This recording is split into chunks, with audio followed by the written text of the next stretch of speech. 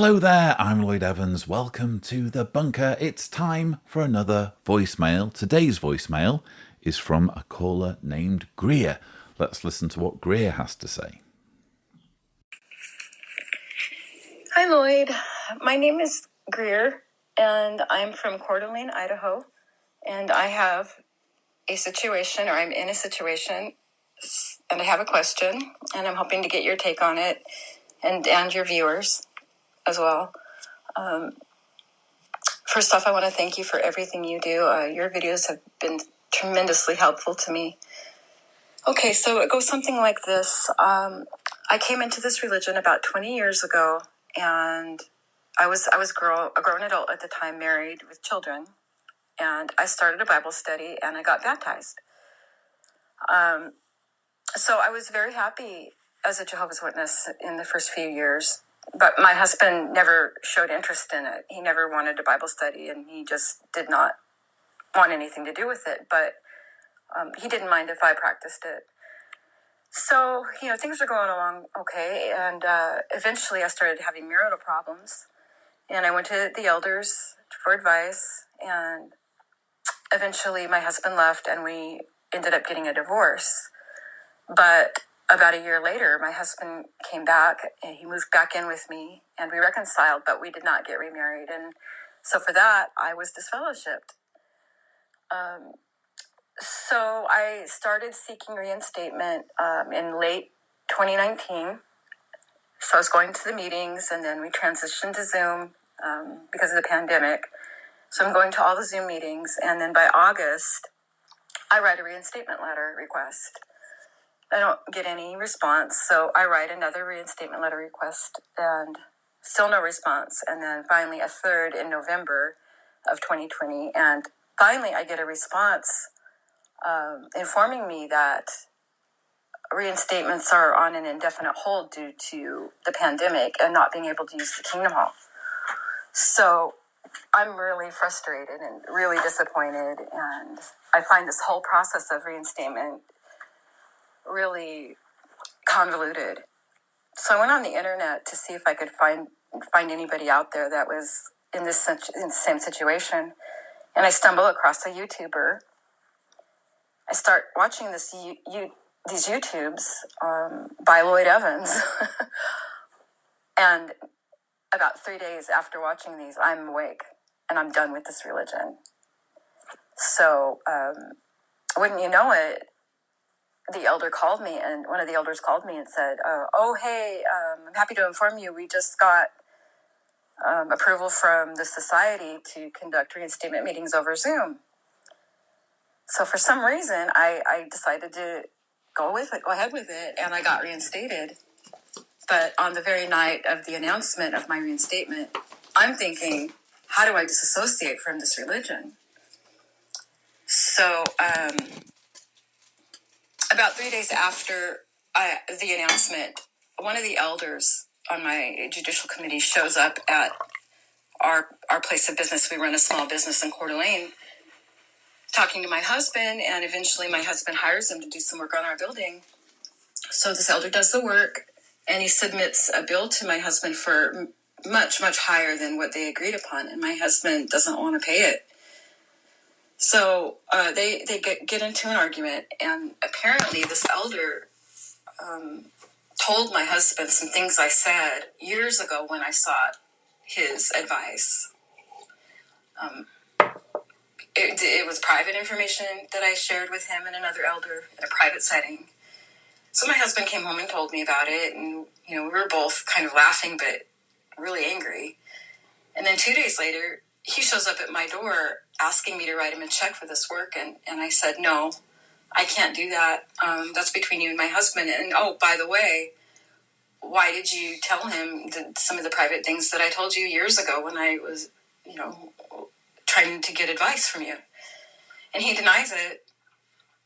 And I know he's lying because my husband did tell me exactly what I told the elder.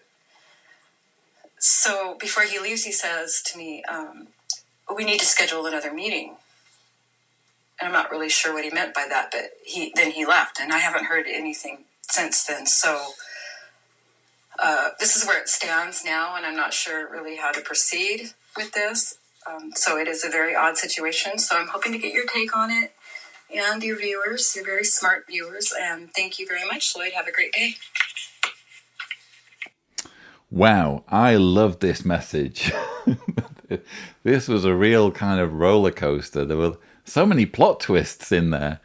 Well, so thrilled, really, that my material helped you, and so recently as well. You know, during the pandemic, you were having doors closed on you effectively in your efforts to get reinstated, and that backfired. I always love it when just the bureaucracy and, you know, meanness of the elders backfires on them.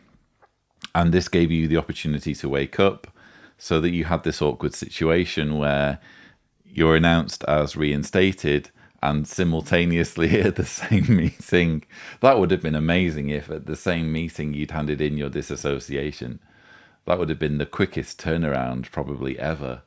But hey, you're in this situation, and it sounds like you're having to deal with an incredible jerk who happens to be an elder. I'm sure not all elders are like this. I speak from experience. I remember when I was an elder, there were some who were jerks, who were bullies, like this individual, who craved the power, quite clearly enjoyed the power, and used the power of being an elder to get their way, which it sounds like this individual is doing. Basically corrupt. We're describing corruption, aren't we? And there were some elders who just wanted to help, just wanted to make a positive influence in people's lives.